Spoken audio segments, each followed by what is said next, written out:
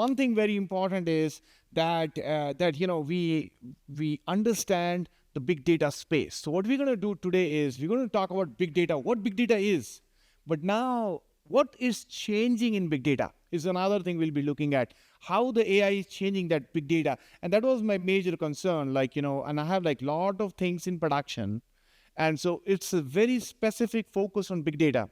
If you want to know what are the applications which are available for, for example, if you want to have a SDR agent, how the SDR agent is working with the RAG, if you want to know coaching, if you want to do coaching for your employees, those I'll be discussing in my next talk, and then tomorrow morning, I have another talk where we'll be discussing enterprise architecture, what's coming in the next 3 years down the road. So 3-part series, you can call it, will be covering, the AI topic as a whole. And then on the last day, I have a ChatGPT. If you want to become highly productive, then you definitely want to join that session. We'll talk about ChatGPT. How do I use ChatGPT as an architect to generate the requirements and be able to drive the car at 90 miles per hour speed? Okay, I guarantee that you should be able to do that. And if you are migrating your data, I have another session for it. So migrating to a newer application. Okay, so this is your good friend. Okay, so AI, big data, ChatGPT. Okay, tiny URL, AI, big data, ChatGPT. Okay, that's the name. So if you have this, then you can actually do the assignments later on.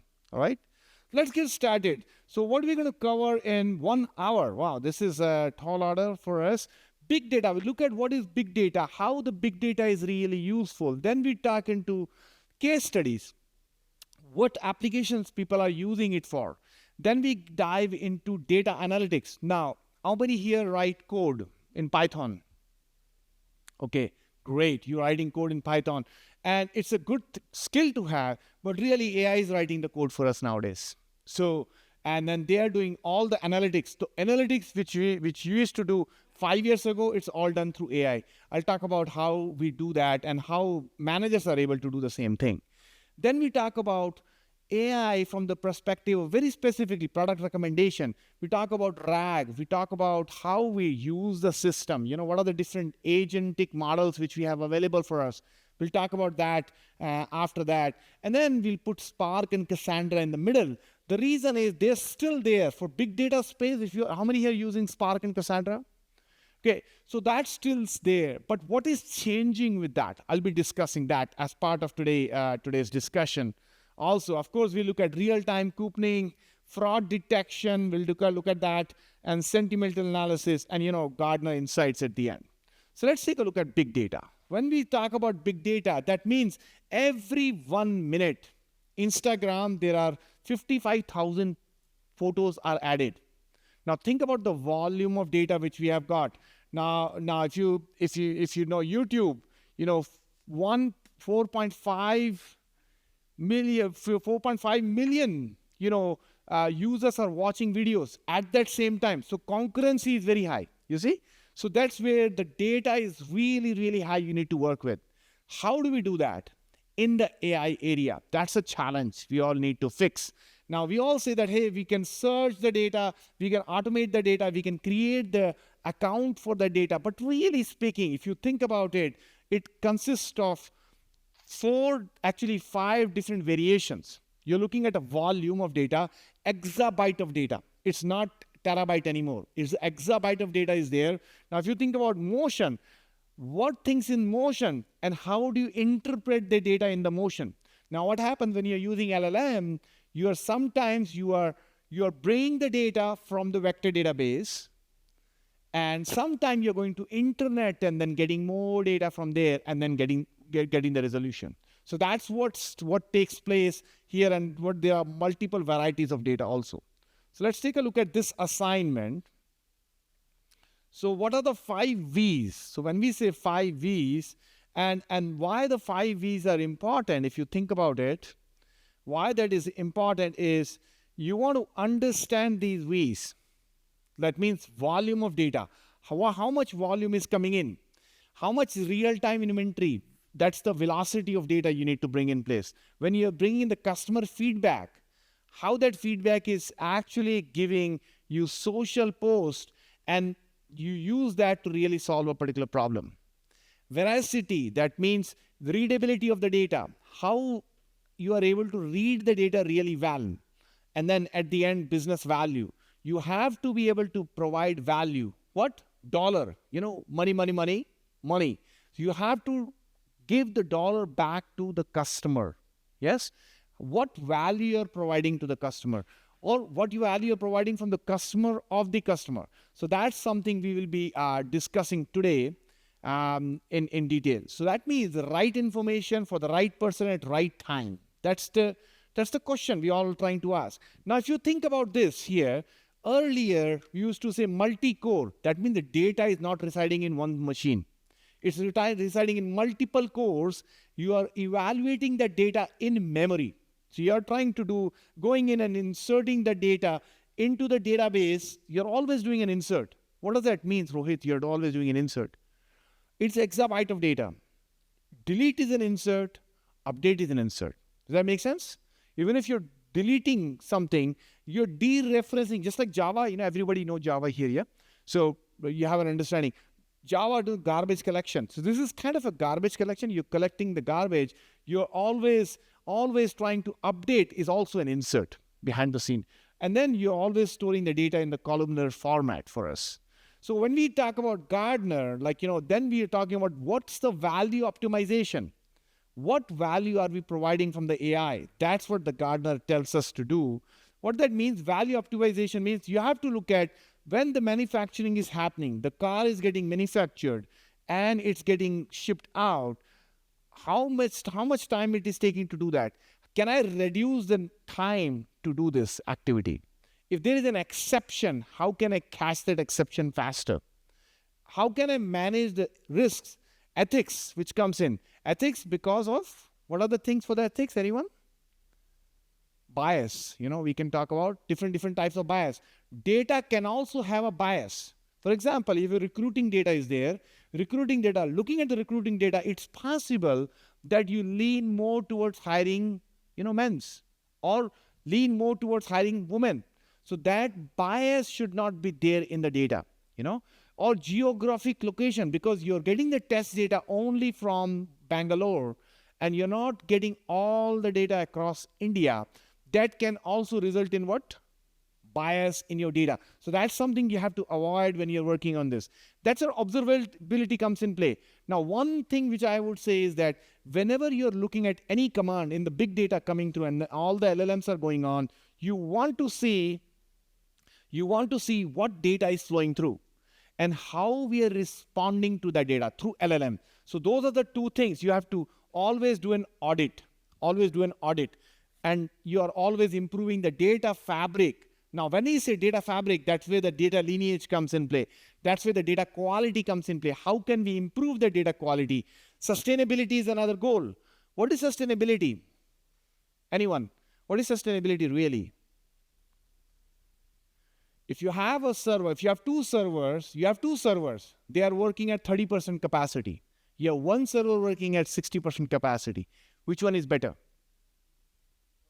One server with 60% capacity. That is sustainability for us. It's not greenhouse, okay? That's one thing.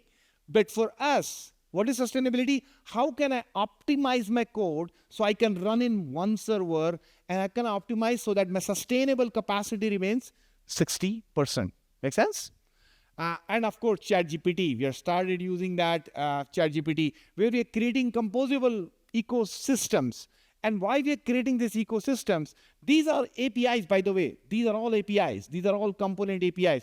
Right now, we are building these agents. Think about it like this. You're building this agent. Its job is to just do sales. Its job is just to do service. Now, can you create another agent out of this which can do both service and sales? Yeah, you can do that. And that is also called as multi-agent environment, which is possible nowadays, where you're trying to predict the future, what is coming in, which the Gartner hype cycle kind of talk about this. We'll talk about more on that tomorrow. But let's take a look at quickly what are the different case studies which are there. So I'm going to go really fast here, if you don't mind. Yeah, the reason is that I want to talk about this, but then look related to your company. Now, when you look at any other industry, why we are looking at any other industry, can you tell me? The innovation comes from when you are able to learn from the industry and then use it in your industry. That's the innovation comes in. Now, if you look at this medicine, how many here eat the medicine? I take like 5-6 medicines. Yeah. So what can I do with this medicine? I can personalize it. When I personalize this medicine, now it becomes one medicine pill which I'm going to get at the end, and it will have all the qualities I need for that particular person. So personalized medication is coming in now, which is helping them looking at the genome quality. They are able to create the big data analytics out of it.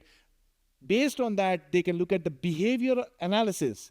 Based on the behavioral analysis, now you can analyze the data, create something called as digital twins. We'll talk about more tomorrow, but digital twins. When you say digital twin, what does it mean? Do you know?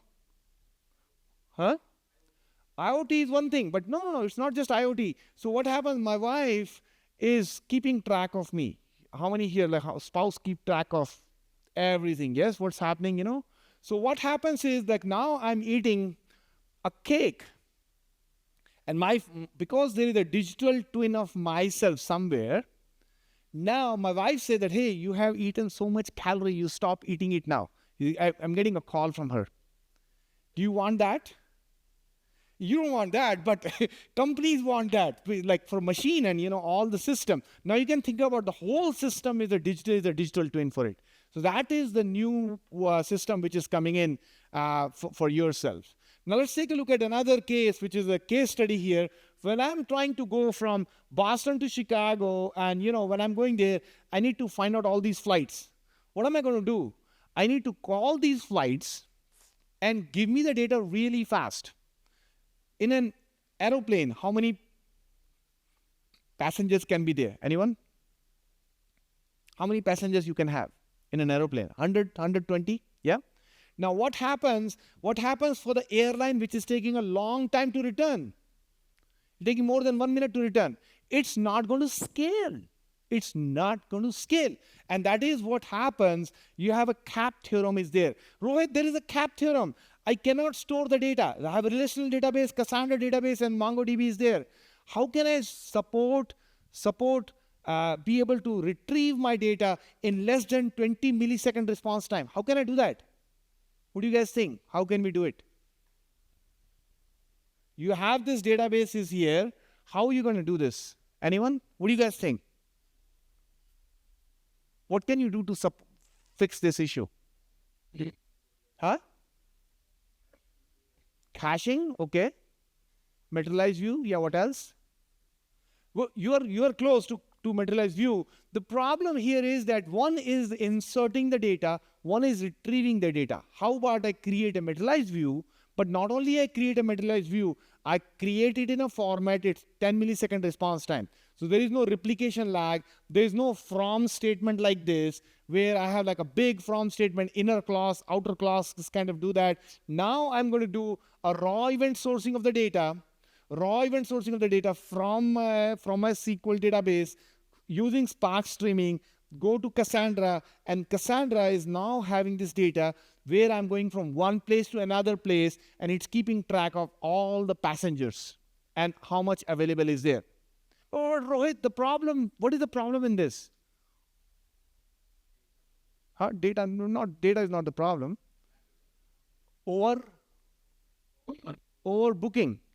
You're going to have overbooking going on here. That's a big problem. But how do they support it? They all overbook. Vouchers, yeah? So they give compensation pattern to really support this. So that is what we're going to use. And that's where the Spark comes in play. Now, when we say Spark and Cassandra, what we are trying to do is that now we are trying to build analytics. Now, why I'm going to this analytics is recommendation, fraud detection, social media network, everything we used to do using Spark and Cassandra or similar kind of technology stack. That is changing now. Okay, that's the reason I'm talking about this now here. The reason it's changing is understanding the business. You have the data, you put the data in Cassandra database, and Spark you're using for data preparation. Not only you prepare the data using Spark, you analyze the data and return it. What is it returning? Behind the scene, what is it returning? It's returning the best possible route. Yes? Best possible route from one place to another place. Or it's returning, this is most likely a fraud. If you're doing fraud detection, it's trying to do fraud detection for yourself. That's exactly what happens here. When we do that, when we use Spark, it's 100x more faster, where it's trying to do the transformation and then it's trying to work through the workers which are going on. But now what we did was, hey, we have a lot of data, exabyte of data. What can I do? Partition the data. We are partitioning this data. Now we are partitioning this data for Spark and Cassandra. We are partitioning this data. Now think about not only Spark and Cassandra, now you have to put the vector database also here. When you are using the vector database, do you need to put everything in the same database, vector database? What do you guys think? Should you do that? Huh? No, you can do that, but is it a good thing? You can put the whole garbage there. Garbage in, garbage out. Yeah. So what happens is that people say that, hey, I have a long PDF file. You know, this I've seen that many times. I have a long PDF file. I want to push that file into vector database and it's retrieving me data is really great. Is that the right way of doing it? Probably not. You're not going to get the best answer for it because you're not preparing for the data in a way it can be consumed. Okay, we'll talk about more in the detail, but really you need to do the, just like this. What you need to do, you need to create for North America, UK region, some other region, you are trying to create this partitioning. Okay, and that's the way you're flowing the data, including vector database. You still do that in vector database also. When we do that, now this used to be like 10 years ago, I had it here like 10 years ago, Lambda data stack. Like, and I had a talk here for like 2 hours or 3 hours. Yeah, we talked about all these things through Lambda database and then do that. Now this is still there, but now what is adding on top of this? That's what we're going to discuss now. Let's talk about Uber first. Uber, everybody use Uber, yes? Uber, what happens in Uber? When I'm trying to use Uber, it's trying to get the data for me. Okay, so let's talk about Uber here. So when I'm trying to get the data, I'm right here. Okay, when I'm right here, I want to make sure that all the drivers who are nearby me, they get the ride. Yes, that's what we want to do. We want to find the closest driver. What is the other criteria here? What's the other criteria here? Closest driver, the driver who's sitting idle. Yeah, priority queue. You're adding the priority queue. What are these? What are all these? Like, these are different features. What are these? These are different features. You are attaching these features and then finding out the nearest driver to your location, which is something called as k nearest neighbors. Like, when you're doing Python programming or anything like that, you're trying to find out the nearest people who are near me. Okay? So there are few ways to do that. One is either you apply your own algorithm to do it, or you put all this in a vector database so that you can retrieve the data really fast. Okay? I'm not saying do this one, but similar to this, some objects you should be able to do. What does that mean? What does that mean is now we get the data. Now I need to find out who is the nearest driver and of course apply the same principle for this one. When I apply the same principle, CAP theorem principle, now what I'm trying to say is that, hey, give me the driver information really fast. Put it in Cassandra and then do that.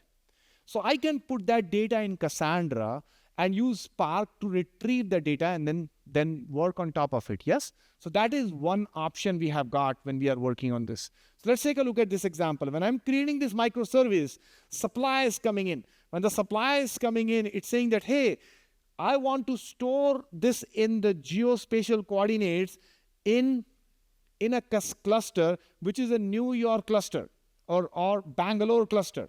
Okay, so I created here as a Bangalore. So this becomes a Bangalore cluster. This becomes a New Delhi cluster. Okay, around that area. Now, when a driver is coming in, we are able to find out that this driver goes to this bucket. This driver goes to this bucket. Yeah.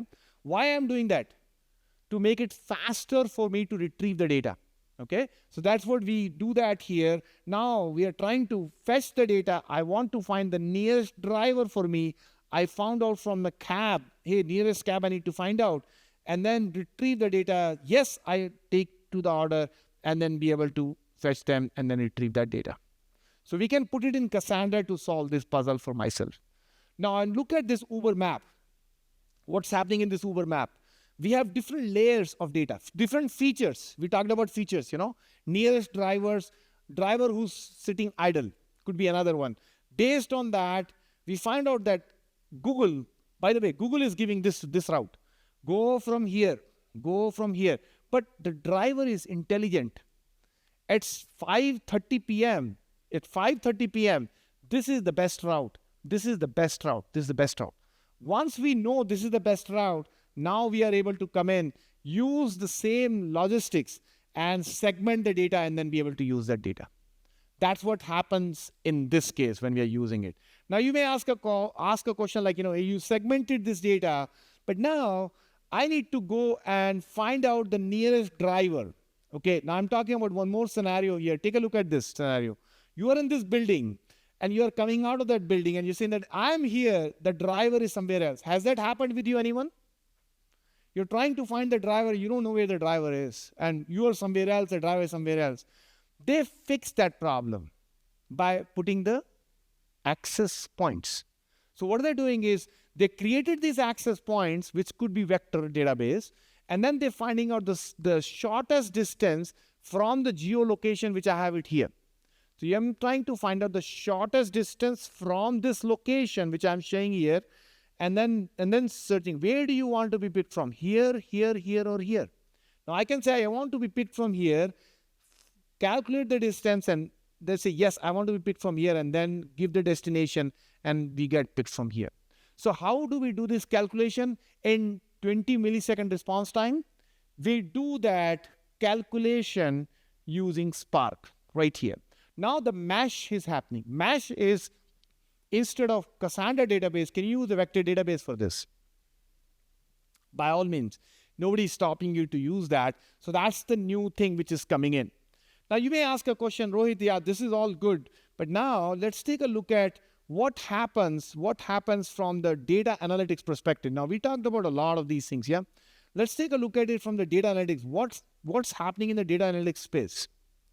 So why are you talking about data analytics spaces? Because data analytics, everybody will stop doing any Python coding moving forward. Why are you talking about that?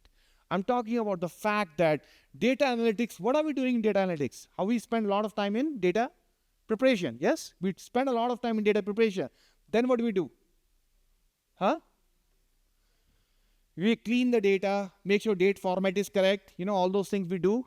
Shoo, it's a lot of work. I did that like one day. It takes long to do that kind of thing. Then we do data analysis, find out what is the best algorithm for me to use. Is it gradient boost, which I need to use here, or I use some other algorithm which will be much better for me to use in this case. We do that, and we do the data visualization at the end. That's exactly what we do here. That means we clean the data, spend a lot of time doing that, we describe the statistics, and then we create the charts and reports. Now do the same thing in ChatGPT. So I'm going to share with you. So you can clean the data, analyze the data and then use it. When you are cleaning the data, what are you trying to do? When you get the product ID, is the quantity sold is correct or not? When you're loading the data in Excel, there is an inconsistency of the data is there. Chart is not created properly. Decision support is not there. So you have to do all these activities. How do you do that? That's the question. Let's take a look at how do we do these activities. Okay, so I'm just looking at these activities right now. Sometimes you have to copy this. Copy. Okay. And by the way, you guys can also try this thing out. Oh, it came up. Yeah. So what did I do here? So I did this one. So I did the bad sales data. By the way, all these things are there. You can actually try this out also. I have a bad sales data file, combined simulated bad sales data file is there. You can actually use it in ChatGPT and try this thing out also. So what you're going to do is you're going to use this, and that's exactly what I did here, and say that, hey, what I'm starting with is, hey, get this data, analyze this data. Now what it is doing is it's running behind the scene, it's running a Python code. Okay, it's running a Python code behind the scene. Why is it running a Python code? Anyone? Because Python is the best language to run these things, yeah? So it's using Python code for solving this puzzle. And when it's using the Python code, let me go all the way up here. So it's using the Python code here, recommend based on this data. See this is the code which it is using. So data import, standardize this data. We find out these are the problems. It told me date format is a problem. Some fields are missing. What did I do? Go fix it for me. And I just went and did drink a coffee and came back after that. So all these things are automated. You don't have to code anymore. Now, if you are doing it right now, next year, most likely in your job profile, you will not do it anymore, because this is all gone. Like this is gone last year. So if you are doing it still, this thing probably you probably have to see what else can you do. Now it's telling me, looking at the data, exponential smoothing, or what algorithm should I use? Yeah, use this algorithm. And then, from my side, total sale, I can see the sales coming through. Now I'm going to simulate the sale and give me the historical sale. What will be my next month's sale coming in? Prediction for the sale. So it's able to give me the sales data file, CSV of the data, and then, okay, generate the previous files based on the combined data. Okay, you can do that also, and create in the format. Now the problem statement is added here. Now week ending. So now we are trying to say how much is the problem for the assignment which you are working on in this case. So what does that mean? What does that really means? It means that we are able to run the data really fast. Okay, that's pretty much what it means. What does that mean? That now you can summarize the data. You have a data, you want to summarize using a PDF file, you can do that. Not only you can summarize the PDF files, what else can you do? You can also have BADS analysis files. Now you can upload it and create charts like this very easily. So Rohit, why are you talking about this right now? Why I'm talking about it is nowadays this become an abstraction layer. So all the data analytics we used to do is still there. I'm not saying it's not there. You just need to know what you're doing. And that's what will be useful in RAG and retrieval augmented generation and other places. Okay. So what we're going to do now is, knowing what we know now, we have velocity of data. A lot of data is there. Yes. We have exabytes of data is there. We need to partition the data. That's number one.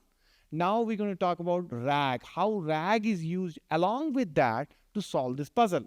So RAG, when we talk about RAG, we are trying to do a few things here. See this here. You are doing a knowledge retriever. You have a knowledge somewhere. You have a knowledge article. Everybody know about knowledge article? Yeah.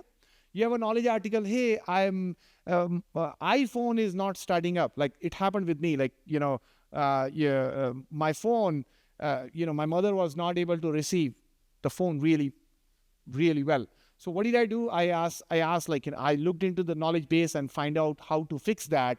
There is a feature in iPhone, they did that. I don't know why. If you are nearby the phone, if looking at the gesture, it will reduce the volume, which is good for us, but it's really not good for people who want phone to be used as a phone. Till I pick up, you just keep on spinning up. So this is what happened. I had to do that. So what it is doing is the user is calling the ChatGPT, which is calling the RAG module. Behind the scene, I'm calling Pinecone database or any database I'm calling and then retrieving the data for myself. But you may say that, hey, you're talking about LangChain, you're talking about, all these things. These are abstraction layers. So LangChain is just an abstraction layer which is given to us. If you want to do Python programming, then you can use LangChain, which can provide you retrieval strategies to retrieve the data for yourself. That means behind the scene, what are you trying to do? You're trying to create an index. Yeah. When you search, what do you do when you search? in product search, when we do a product search, how do we do that before this? Anyone? We look at the keyword search. Yes, we do a keyword search, or we do elk stack. In elk stack, what do? We are always doing keyword search. Elk stack is trying to find out what are the relevant articles related to that based on the inverse frequency. Inverse frequency means that it will be able to say that, for example, you are trying to get the data for password, then it's going to go in and look at the data for the password. What are the different password databases are there, knowledge articles are there for the password. Then what it is going to do, it's going to say how many words are there in that, which is saying password. It's going to create a relevancy of that and return it. Yes, that's what the elk stack used to do. Now you add on top of it what is more relevant with a feedback loop. So that is where Pinecone and other databases are useful to do that. So is this the only database? Probably not. No, look at that. Everybody started using vector databases. Now tell me a database which is not using vector database. Everybody said we are using it. This was last year's one, but I think the main player here is still, all these are good to have. Commercial one, Pinecone is the one which is really good for you to use. So what does that mean? So what are you trying to do in Pinecone is you're trying to create a key value. You can store all these data in a vector format. Now, when I'm storing it in a vector format, what it is doing is you can have an audio file, you can have a video file, you convert all these files into a vector format, vector embedding. When you convert into vector embedding, now you're trying to find out the nearest neighbors for it and then retrieving that data. Okay. So what does that mean? When I'm trying to ask for a question, this is where the asking of the question comes in play. You create an embedding of it. So embedding is created. So OpenAI, when we use OpenAI, let's use OpenAI. 1 second.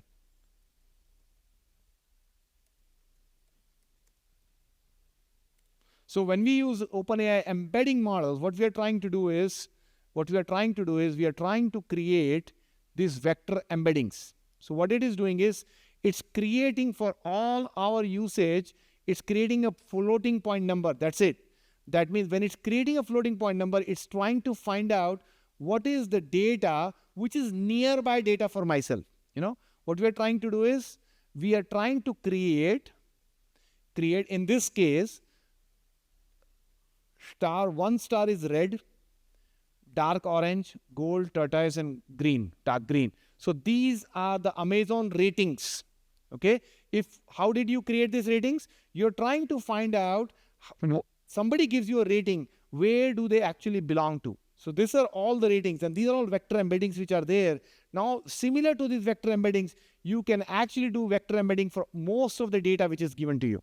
You store that data. When the user queries the next time, you are getting the data from the LLM, retrieving that data, and then finding out the best match for yourself and then retrieving that and then returning it. That's exactly what happens in the vector database. Now, what does that mean? Retrieval augmented generation. Retrieval augmented generation means user is asking a question, LLM is doing a smart search. Now, there are two kind of searches are there. Okay, I always suggest you to do two of them. Okay, one search is, and I'm going to write down here so it becomes easier for you to understand. One search is vector search. You're trying to do here a vector search, you're doing a vector search. When you're doing a vector search, what you're trying to do is, let's say you have a big document is there. Okay, you have a big document. That document, you create 20 chunks of that document.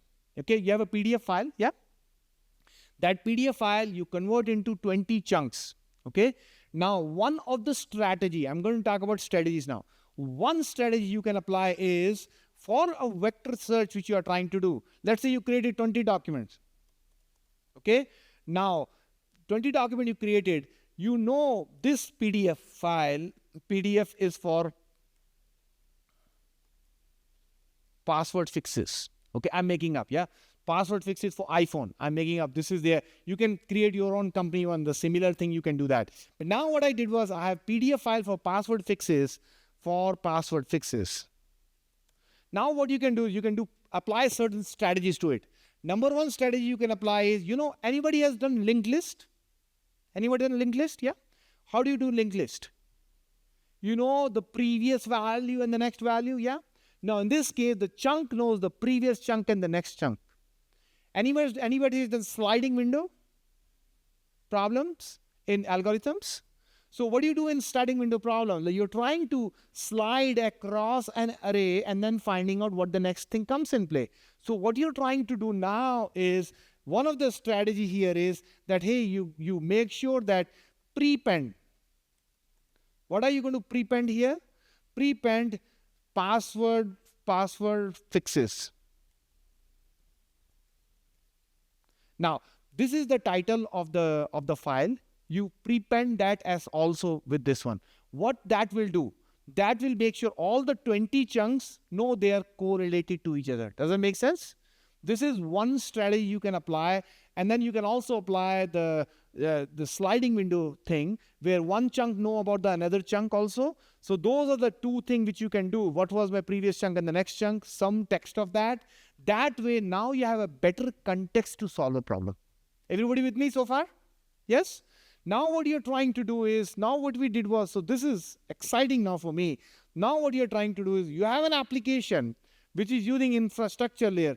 Behind the scene, there is a foundational model. Now, foundational model can be what? ChatGPT can be a foundational model, yeah? You can apply ChatGPT as a foundational model.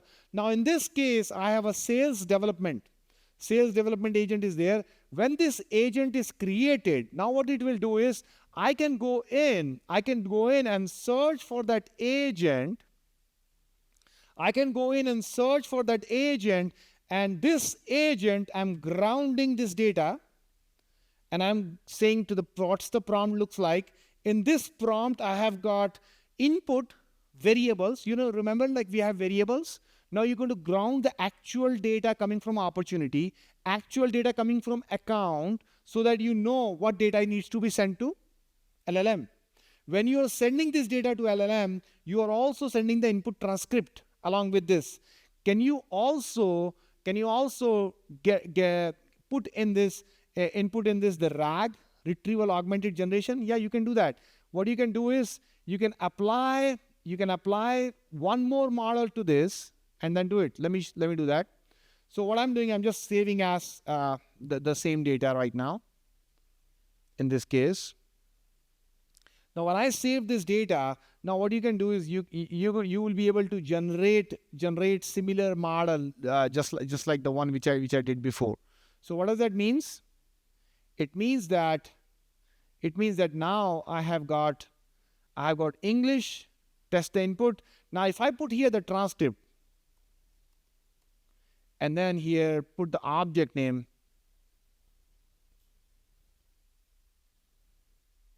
any opportunity which is there, preview this opportunity. Now it is doing it's doing a coaching for me. Coaching response, it's able to generate the coaching response for that. So what it means, that when I'm trying to call this data,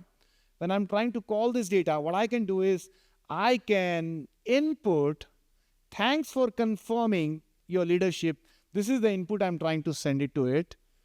Now what it is doing is, it's going to ground the data, preview this data, and be able to get grounded data sent to LLM and retrieve it. That's what it's trying to do right now. And I got back the deal. Now here I'm able to see the deal here. Deal is currently in the negotiation stage, oil and gas. And these are all grounded data coming from LLM at this point of time. What are my next steps based on it? So why I'm talking about this is, now you can create LLMs like this. You can create agents like this. Now, when I call this prompt, I can go to the knowledge retriever, retrieve my knowledge and send it to the LLM and then retrieve it back. That's exactly what we do in this case, where we are trying to get the knowledge retriever. And when I get the knowledge retriever, what does that mean? The agent, now, when I'm having an agent, the agent is making a call. Hey, do this, do this. What does the agent do? Anybody know what the agent does? Huh? It distributes tasks. That could be one thing. But what does your salesperson do? They sell products. Yes. What do the service person do? They resolve issues. Yes. Now you think about a junior sales developer, junior salesperson is there. That junior salesperson, you want to be able to support this. You can do that using this model. Does that make sense? So now think about it's autonomously supporting your no human intervention. Think about a case where there is no human intervention. It's able to solve problem for yourself. That is coming in. By the way, a lot of things are production at this moment, whatever I'm discussing right now with you. So you get the topics, based on the topic, you get the knowledge, and you retrieve that knowledge from the data library, send it to the LLM, and then retrieve it from there. So what does that mean? When you retrieve this knowledge, when it's coming from the LLM, you are trying to get the chunks. So what's happening in the LLM? In the large language model, before you send to the large language model, you need to develop a data lake. In the data lake or vector database, you can call it. Yeah. In the vector database, you ingest the data. Ingest the data from where, Rohit? Where are you going to ingest the data from? What do you guys think? From PDF files. Yeah. Where else can you ingest this data from? Google Drive. Yeah. You can have PDF file, Google Drive, or knowledge articles which are there in an external system. You have to ingest that data, create chunks of the data. Remember, we talked about few ways of doing that. So what the hybrid search does, and we'll talk about hybrid search in a second, what hybrid search is doing is, in hybrid search, you are doing keyword search. You are combining keywords plus vector search. Now, when you are searching the data, I'm talking about few advanced strategies here. So let's say you have a chunk of data is there working for you. For that chunk of data which you have got, you have a given chunk is there. You know, you have this chunk is there. You have another chunk is there. You have another chunk is there. These are actually text. Yes. Now, what you can do is you can create something called as, for this chunk, the question, you know, where is my password? How to change password? Okay. Now you added all these answers. You know, where is my password located? How to change my password? Which knowledge article is doing it? So you can also say knowledge articles KA1 is doing it. Okay. In this one, you're saying KA2 is doing it. Now, why I'm talking about this is KA2 and KA3 is doing it. K3 is doing it. Now, what does that mean? How to change my password has two knowledge articles. Which one should I rank first? What do you guys think? What should I rank first? Anyone? Huh? Relevant and recent. Yes? You want to have relevant articles. You want to have recent articles which is coming to me. Now, if I do relevant and recent articles, and these things are also chunks. So for a given chunk, we say that this chunk is answering this question. This chunk is answering this question. Now you have thousands of chunks are there. Okay. Now this is not a simple vector database. You're creating, you know, ensembled, there's something called as ensembled retrievers. You can search it online. Ensembled retriever, just a retriever name, doesn't matter. But what it does is it creates questions. For the chunk, it's creating question. Okay. When it creates the question for the chunk, now you can create relevancy, which is the better score for you. You get a better chunk and a better answer for yourself. Everybody with me? Yes? This is what the magic which happens behind the scene when we are trying to work on this as a solution. So what does that mean? That means we are able to retrieve the data and be able to use it in the system. Now you may say that you chunk the data and then you vectorize the embedding. Now, when you are doing the vectorization of the embedding, the main thing here is, what is the main thing? The main thing is that user is asking for something. You are asking the embedded request. Now you are calling a semantic search and also the contextual search. You're doing that, result is coming from here. Now you're using it in the prompt. I just showed you in the prompt, yeah? It will retrieve the data and give you the answer. All right? That's exactly what happens in this case. Now you may ask a question, Rohit, I don't want to import the data. You can do something like unified knowledge or like something similar to that you can use, where in the data lake, you are able to get the input from Google Drive, Confluence page. Now, Confluence page is still the same.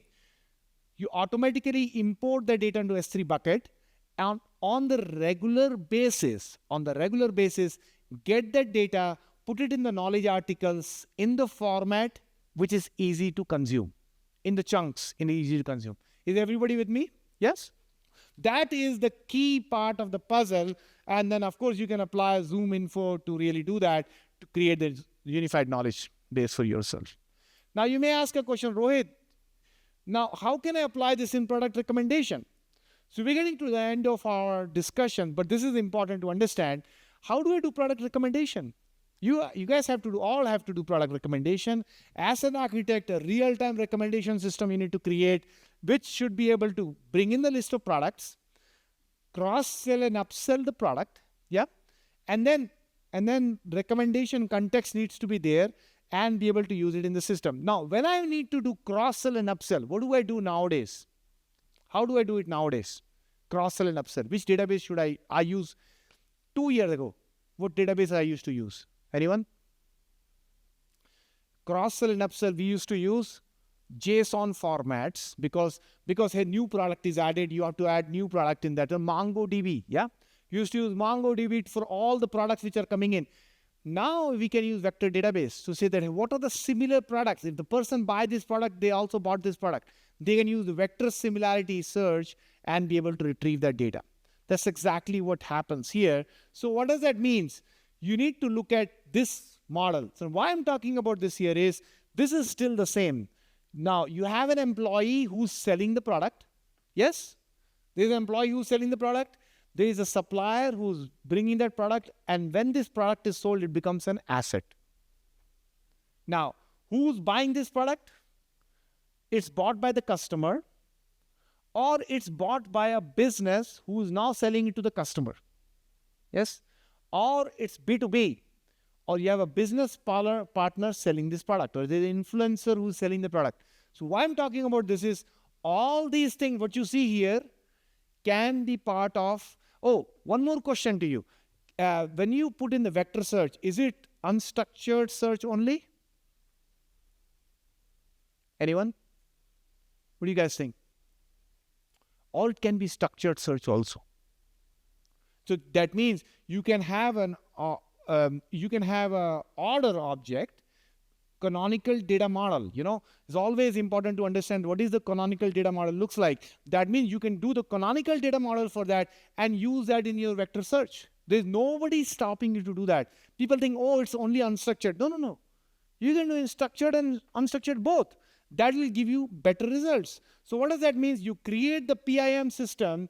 Now you get all this data and put it in the vector database. Because you put it in the vector database, you have vector similarity search. For example, what does that mean?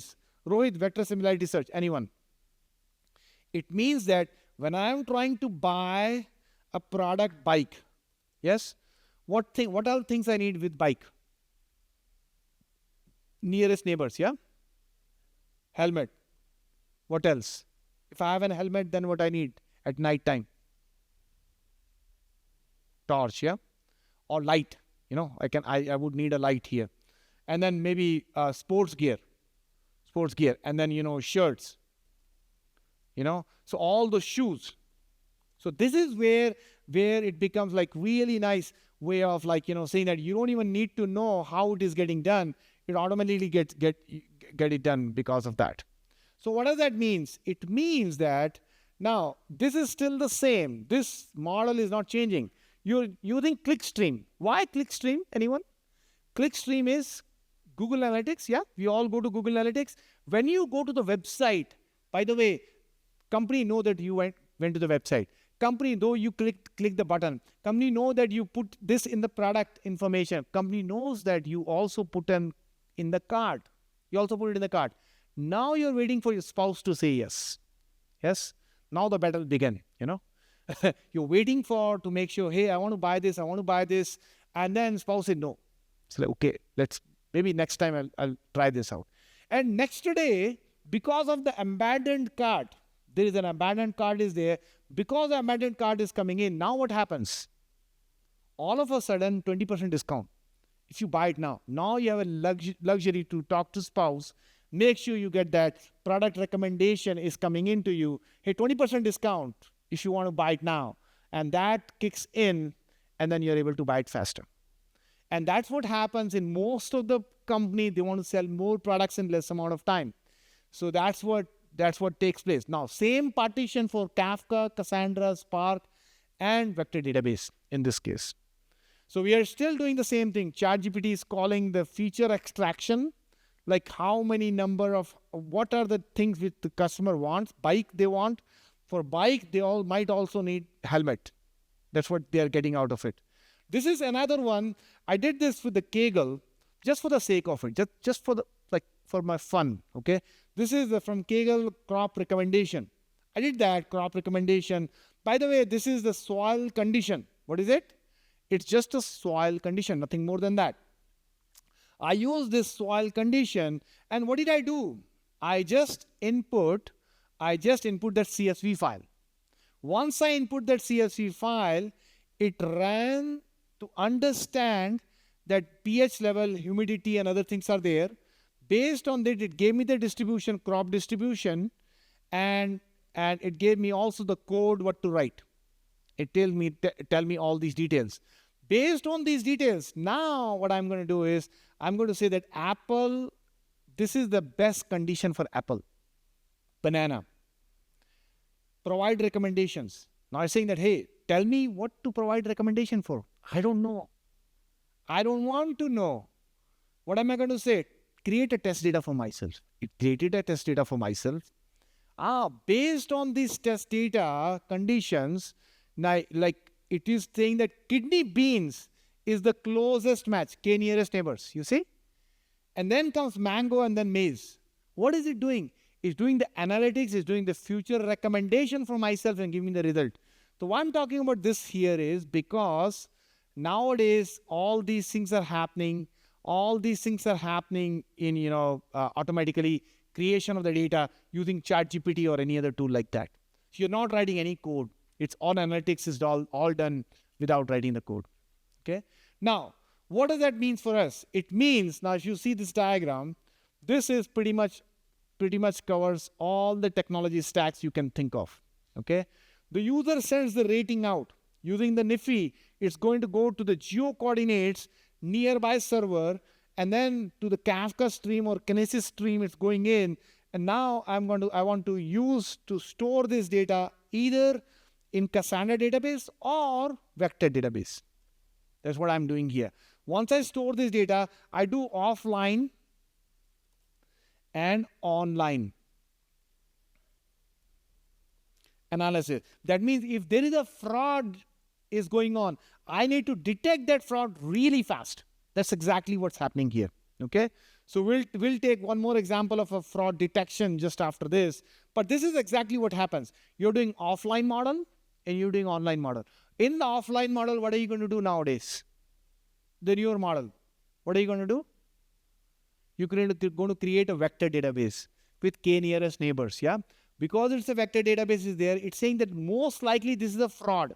Let's take a look at one example of recommendation of a fraud to make sure, like, we cover that right now. Okay. So what does that means? Yes. Any questions? Okay. Yeah. So let's take a look at one example. You as an architect needs to design fraud detection. When you're doing fraud detection, you need to real time find out if there is a problem there. Using the vector database, you need to train the data, create the database for yourself. Based on that, you put it in the production. That means a duck walks like a duck, swims like a duck, quack like a duck. This is a duck. Yes. But now this is not a duck. And that's what we need to do. So what happens is, if the amount is more, is it a fraud or not? Probably not a fraud. Yes. So how can you say probably not a fraud? Anyone? What can you do? What kind of features you're going to have here? What do you guys think? What features we're going to have? How many transactions they did in last 24 hours? How many transactions they did in last month? How much amount they spent on an average? Based on that, you create a feature. And then now you say that this is a fraud, this is not a fraud. You know, where they bought most of the things. That is what we do, and then we do this training and then be able to use it in the system. So why we talk about these feature abstraction is, now these feature abstractions act as a node in vector database. Okay. Now we use that along with this information to really solve the puzzle for us. So what does that mean? What does that mean? We can use Spark along with this also. You get a green signal. So let's take a look at this example. Whenever any request comes, it comes to green, raw transactions. You analyze that data in Spark or Cassandra. You can analyze the data and then find out if this is a fraud. Red is a fraud. You find out that data and then be able to process that data. That's exactly what we do in this case. So what does that mean? It means that we can use the fraud detection using vector database also. That's the new thing which is coming in, like which was not there before, like 3 years ago. The same, probably not the similar slide deck, but similar design was there, but this was not there. So whatever we talked about today, credit card fraud is another detection you can do using this. Okay. So that said, what did we discuss today? Now, before I move on to the next one, what did we discuss today? We discussed the fact that, hey, we can find out the sentimental analysis. Now, why do we do sentimental analysis? Anyone? We do sentimental analysis to find out somebody is saying good thing for my company or bad thing for my company. We find out using sentimental analysis. Now, can I use in this, ChatGPT to find out this information? Yeah, you can do that. You can create a sentimental analysis, so that whether it's a positive sentiment for the tweet or negative sentiment for the tweet, and then be able to solve this puzzle for ourselves. So what does that mean? When we do this analysis, we are able to now look at the data and then bring that Twitter analysis for ourselves. And then all these diagrams for analysis of the tweet of this data, I generated that using ChatGPT, so it becomes an easier perspective for us. So today what we did was, our main focus was big data. We looked at exabytes of data, different variety of data. We looked at different case studies and analytics. The data analytics is completely changing. Nowadays, you can think about the code is generated on the fly when you are actually creating these things. And then we talked about RAG models, different RAG models, and then, different real-time couponing, fraud detection, and other things from here. Now, in my next talk, which is not here in the C, I have to go there in a few minutes. There I'll be talking about different, assistive agents, autonomous agents. What are the different kinds of agents which are available for you from the enterprise architecture lens? So we'll be talking about that. So thanks all for joining in here. If you have any questions, please let me know. I'll be around here. Otherwise, enjoy your journey. Thank you.